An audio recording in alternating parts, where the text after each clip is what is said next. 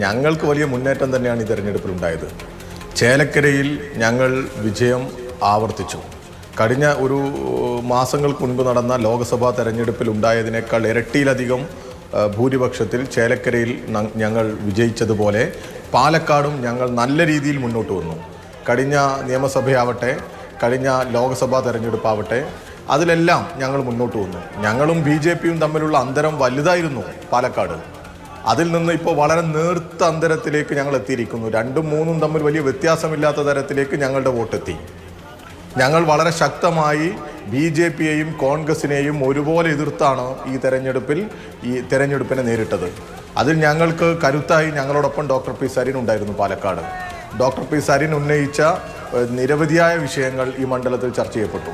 അപ്പം BJPയുടെ ഒരു വലിയ പരാജയം തന്നെയാണ് ഈ തെരഞ്ഞെടുപ്പിൽ നമ്മൾ കണ്ടത്. ഞങ്ങൾ ആഗ്രഹിച്ചതും എന്തൊക്കെ പറഞ്ഞാലും BJP ഒരിടത്ത് പോലും ജയിക്കരുത് എന്നുള്ള കണിശത ഞങ്ങൾക്കുണ്ട്. ആ തരത്തിൽ BJPയെ എത്രത്തോളം തുറന്നു കാണിക്കാൻ പറ്റുമോ അത് ഞങ്ങൾ തുറന്നു കാണിച്ചിട്ടുണ്ട്. പാലക്കാട് ഞങ്ങൾ BJPയെയും അതുപോലെ തന്നെ കോൺഗ്രസിനെയും തുറന്നു കാണിക്കുന്നതോടൊപ്പം ചേലക്കരയിൽ ഞങ്ങൾ ഞങ്ങളുടെ വോട്ട് നിലനിർത്തുന്നതിന്, ഞങ്ങളുടെ മുന്നേറ്റം ഉറപ്പിക്കുന്നതിനാവശ്യമായ ഇടപെടലുകളാണ് നടത്തിയത്.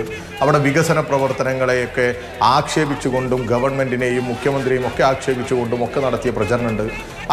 ചേലക്കരയിലെ ഓരോ പഞ്ചായത്ത് കേന്ദ്രങ്ങളിലും ഓരോ മേഖലാ കേന്ദ്രങ്ങളിലും സഖാവ് പിണറായി വിജയൻ, കേരളത്തിൻ്റെ മുഖ്യമന്ത്രി, പോയി ആധികാരികമായി പറഞ്ഞ വാക്കുകളുണ്ട്.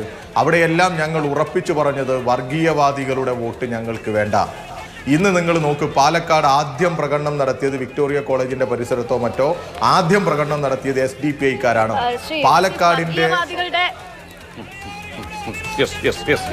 വർഗീയവാദികളുടെ വോട്ട് വേണ്ട എന്ന് പറയുമ്പോഴും അവസാനം വന്ന പത്രപരസ്യം വരെ അത് ഏത് തരത്തിലായിരുന്നു അവിടെ ചർച്ചയായത് എന്നുള്ള നമ്മൾ ഓർക്കണം. ഒപ്പം തന്നെ ചോദ്യം ചോദിക്കേണ്ടത് നമുക്ക് അടുത്ത ഘട്ടത്തിലേക്ക് അതൊക്കെ തിരിഞ്ഞു കുത്തിയിട്ടുണ്ടോ എന്നുള്ളത് വളരെ പ്രധാനപ്പെട്ട ചോദ്യമാണ്. ലോക്സഭാ തെരഞ്ഞെടുപ്പിൽ വസീഫ് പറഞ്ഞ മറ്റൊരു പ്രധാനപ്പെട്ട കാര്യം, ലോക്സഭാ തെരഞ്ഞെടുപ്പിനേക്കാൾ ഭൂരിപക്ഷം ഞങ്ങൾക്ക് കൂട്ടാനായത്.